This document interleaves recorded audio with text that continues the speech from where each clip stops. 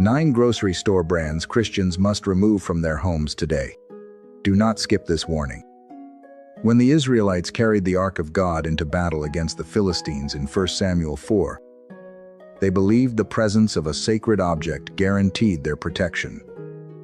They had the right symbol, they had the right words, and they lost the battle anyway. The Ark was captured, and 30,000 men died in a single afternoon.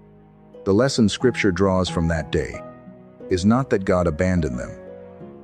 It is that they had stopped examining what else they were carrying alongside what they believed was holy.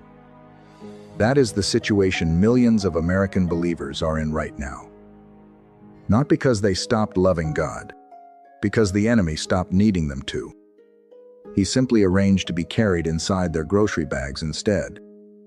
9 of the most familiar brands in American homes have foundations, symbols, philosophies, and ownership structures that Scripture identifies as belonging to a kingdom other than God's. They have been on your shelves for decades. Some of them were on your mother's shelves before that. And none of them arrived with a warning label.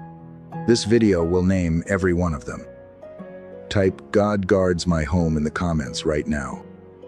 That declaration is a claim of covenant authority over the space God entrusted to you. Again, God guards my home. Like this video, subscribe, and stay until the very end. Let us start with the brand that has been in your kitchen since before you were born. Truth 1. Procter & Gamble placed the moon above your family's table. Pick up any bottle of Dawn dish soap. Look at the label. You are holding a product made by the same company that spent over a century displaying a man's face surrounded by 13 stars arranged inside a crescent moon. That was the Procter & Gamble logo from the 1850s until 1985. Not a decorative accident. A chosen symbol placed on every product that entered every American home for more than 100 years. Deuteronomy 4:19 does not suggest caution around celestial symbols. It commands it. Moses told the people of Israel directly, "When you look up at the sky and see the sun, the moon, and the stars, do not be enticed into bowing down to them." God drew that boundary not because the moon has no power, but because it does. He drew it because the nations surrounding Israel built entire systems of worship around those very images. The crescent moon was not neutral decor in the ancient world. It was the symbol of worship directed away from the God who made it. Procter & Gamble did not remove that logo because it was misunderstood. They removed it in 1985 because the accusations had reached critical mass, and the legal battles were costing them too much. Then they brought a modified version back. Companies do not fight that hard to keep a symbol unless the symbol matters to them. Achan understood too late what it costs to bring a dedicated thing into your household. Joshua 7 records that he saw something among the plunder, desired it, and took it home. He did not think of it as worship. He thought of it as property. But what he brought inside the camp became the reason an entire army was defeated the next morning. The object did not have to be on an altar to do damage. It only had to be inside the tent. You have been buying Procter & Gamble products your entire life. So has your mother. So have your children. The moon has been in your kitchen longer than you have been asking questions about what belongs there. That is only one company. The next one has been watching from inside your home. Through a symbol you have seen 1,000 times and never once looked at directly. Truth 2. Kellogg's was built on a spirituality that Scripture already judged. Every morning across this country, grandchildren are sitting at kitchen tables, eating cereal out of a box that traces its origins to a man who believed he had found a better gospel than the one Paul preached. That is not an exaggeration. That is the documented history of the company that made the food. John Harvey Kellogg was not a secular businessman who happened to make breakfast products. He was a medical director at a sanitarium in Battle Creek, Michigan, operating inside the Seventh-day Adventist movement. And his entire philosophy of food, health, and the human body was built on a spiritual framework that blended Christian language with practices and beliefs the New Testament directly contradicts. He promoted dietary regimens as pathways to spiritual purification. He combined scripture with the kind of health mysticism that places human systems alongside the finished work of Christ as co-contributors to righteousness before God. Paul addressed exactly this kind of mixing in Galatians 1:8. He did not soften it. If anyone preaches a gospel other than what you received, let them be under a curse. The apostle was not describing open paganism. He was describing something far more dangerous. A message that sounds like the gospel, uses its vocabulary, claims its authority, and quietly adds something else alongside it. That addition is the corruption, not the rejection, the addition.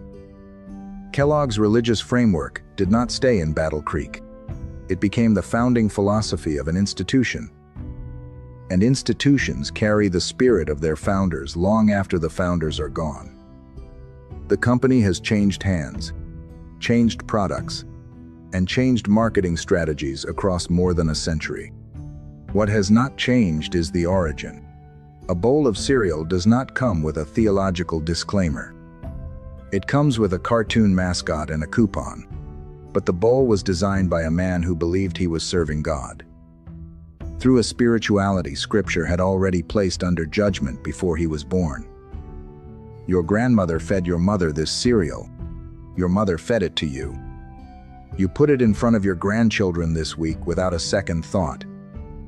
That unbroken chain of trust is exactly what a corrupted foundation depends on to keep moving forward. God guards my home. That declaration is not a phrase. It is a covenant claim over the threshold God entrusted to you. Again, God guards my home. What the next company did was quieter and far more expensive to uncover. They did not build on a false spirituality. They bought the brands you already trusted and put their name on the deed. Truth 3. General Mills has been feeding your grandchildren while fighting your God. The box of Cheerios on your kitchen shelf has a yellow heart on the front. It has been there for decades. Wholesome, familiar, the kind of image a company puts on a product when it wants you to associate its name with everything a family is supposed to protect.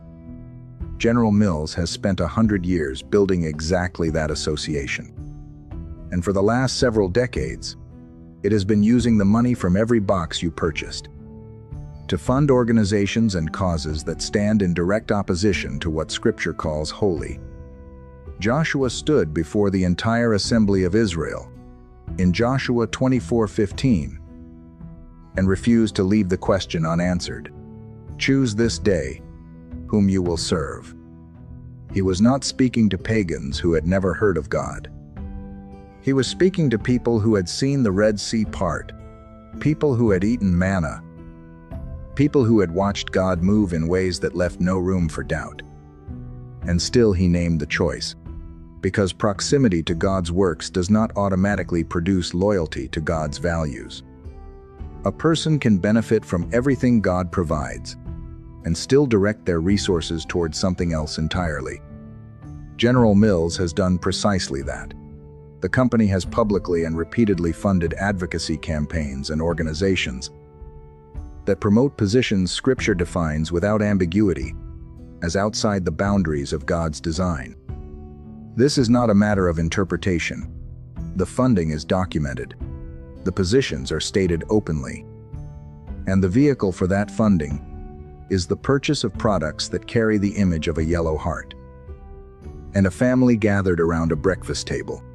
Amos 5:21 and 22 records. God addressing a people who had not stopped their religious observances.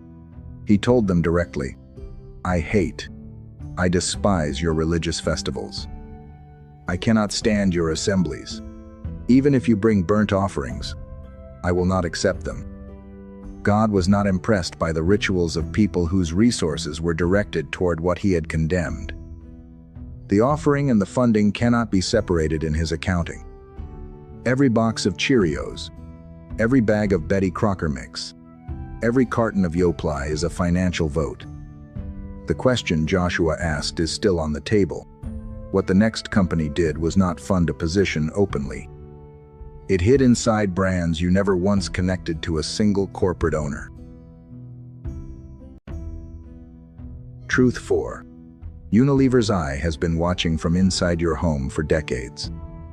The bottle of Dove soap in your shower, the jar of Vaseline in your medicine cabinet, the Hellmann's mayonnaise in your refrigerator, the Ben & Jerry's in your freezer. These are not 4 separate companies. They are 4 faces of one company. And that company has placed a single eye at the center of its corporate logo and called it a symbol of vitality.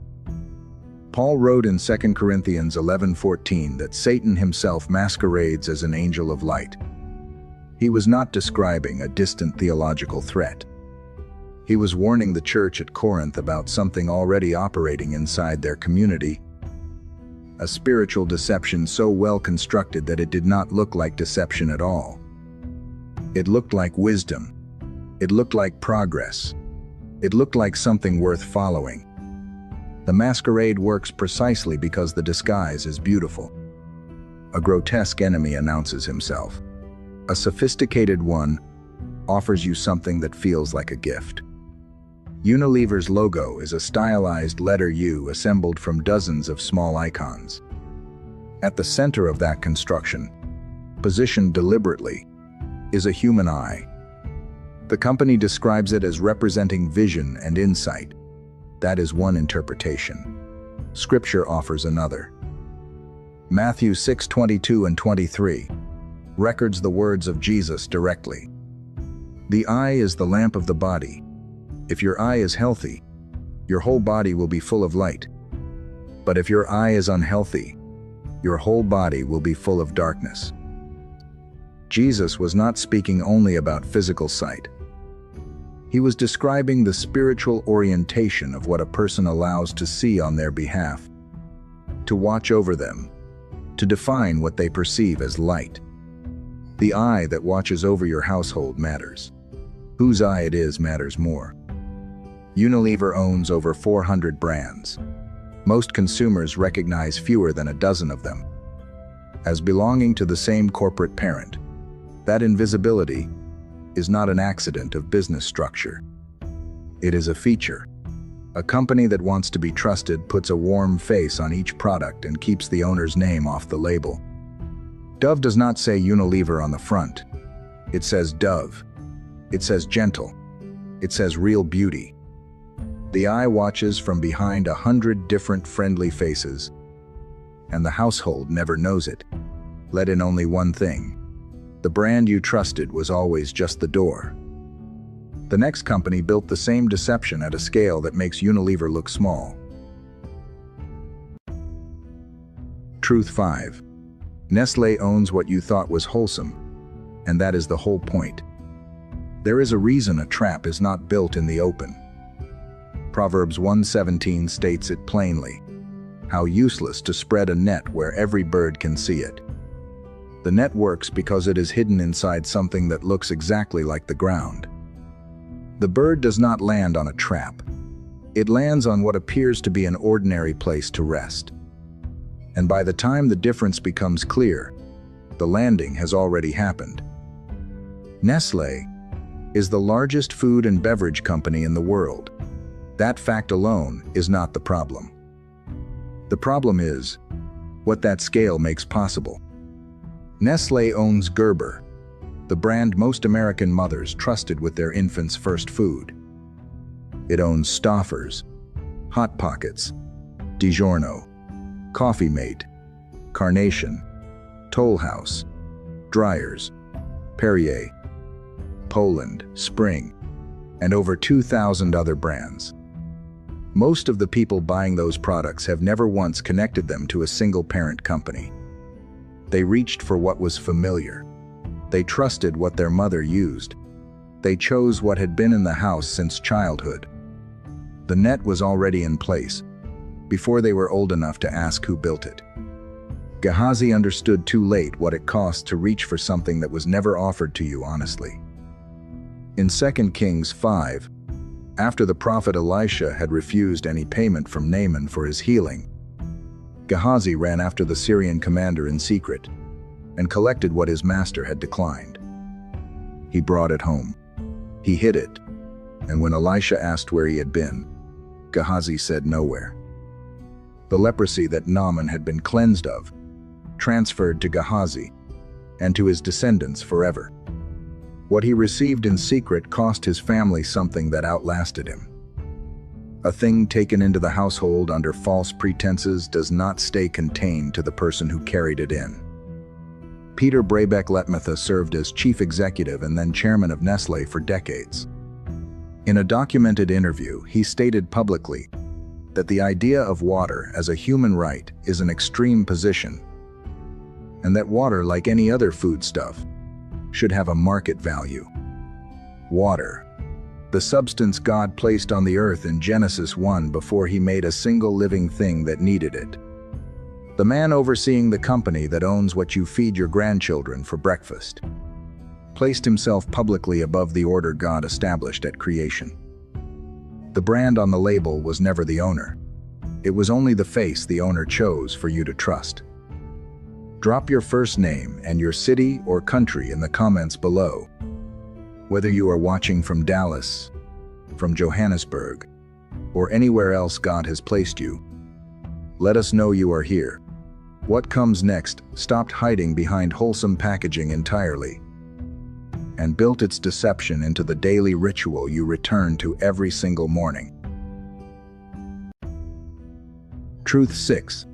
Starbucks named itself after a voice that Scripture told you to flee. You have driven through that line so many times you stopped reading the cup. The green circle, the crowned figure in the center with long hair and a divided tail spreading wide on either side. You have held that image in your hand while sitting in a church parking lot, while driving your grandchildren to school, while praying through your morning commute. Most people who carry that cup every day have never once asked what they are holding. Proverbs 5:3-5 does not begin with a warning about obvious evil. It begins with something beautiful. For the lips of the adulterous woman drip honey, and her speech is smoother than oil. But in the end, she is bitter as gall, sharp as a double-edged sword. Her feet go down to death. Her steps lead straight to the grave. Solomon was not describing a woman who looked dangerous.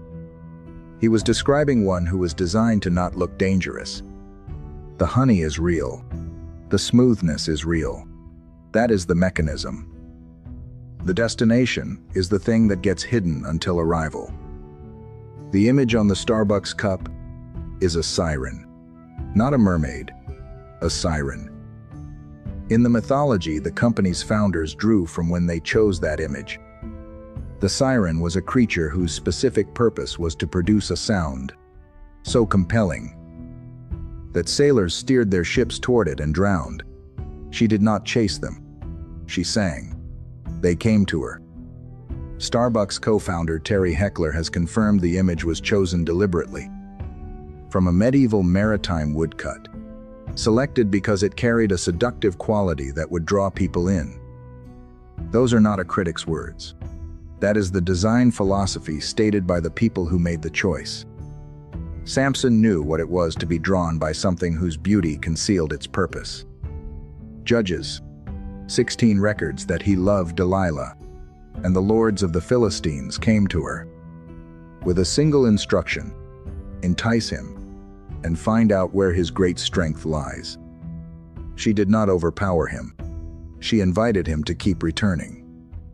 She made the place feel safe enough that he stopped being careful, and he came back. Each time he came back, the trap grew tighter. By the time the cost became visible, he had already paid it. A company that names itself after a creature designed to lure men to their deaths. and places her image on every cup is not making a neutral branding decision. The name is the announcement. The cup is just the delivery. The next brand went further than a name.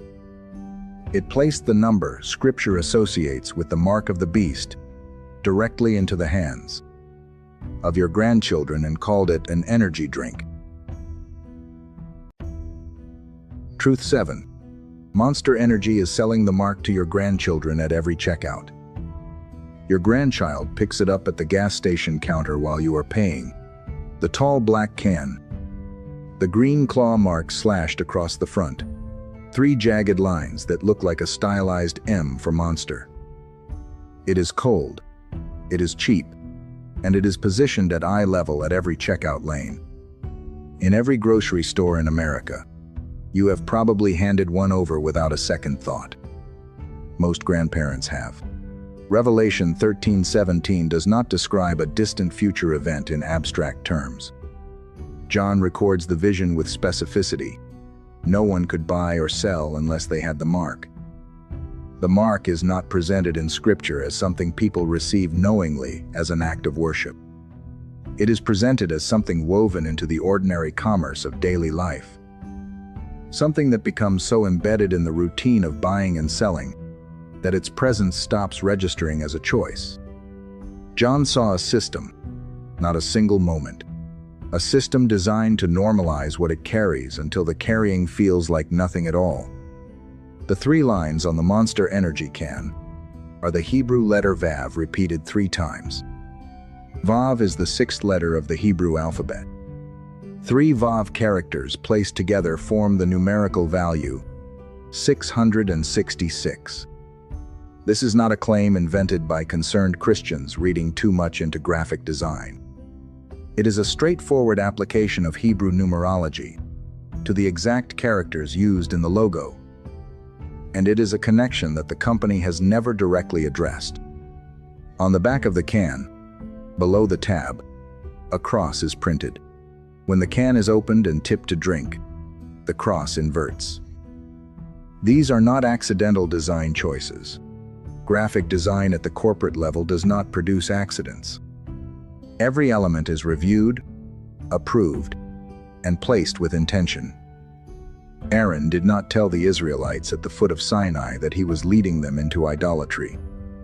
Exodus 32:3 and 4 records that he collected their gold, fashioned it with an engraving tool, and presented the calf to the people as the god who brought them out of Egypt.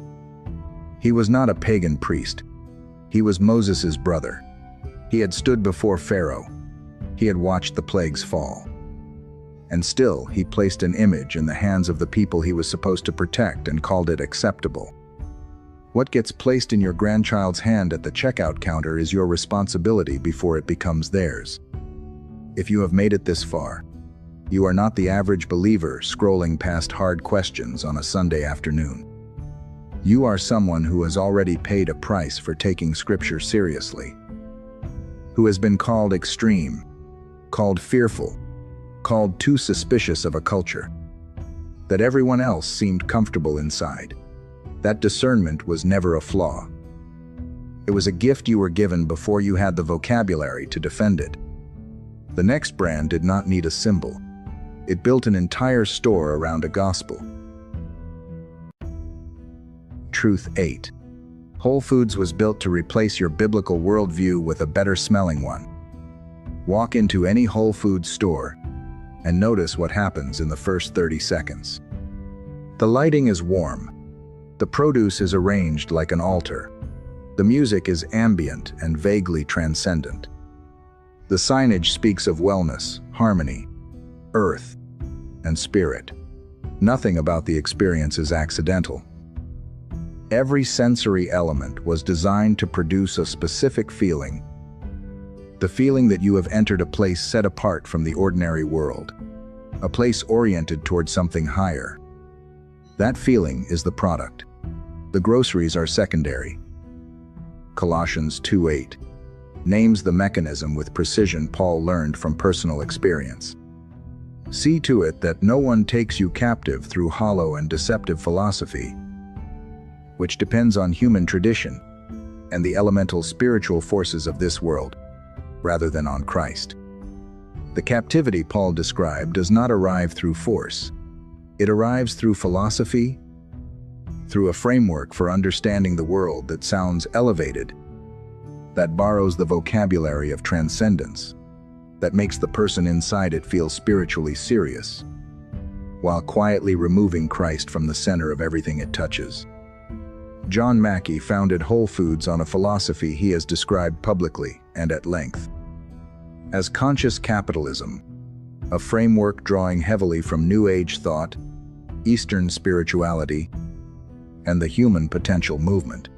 He has written and spoken about business as a spiritual practice, about the purpose of commerce as the elevation of human consciousness, about a vision of interconnected life that owes nothing to the God of Scripture, and everything to a tradition Deuteronomy placed outside the boundaries of covenant living.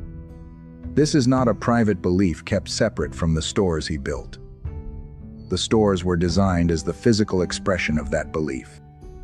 Elijah stood before the people of Israel on Mount Carmel in 1 Kings 18:21 and asked them a question they had no comfortable answer for.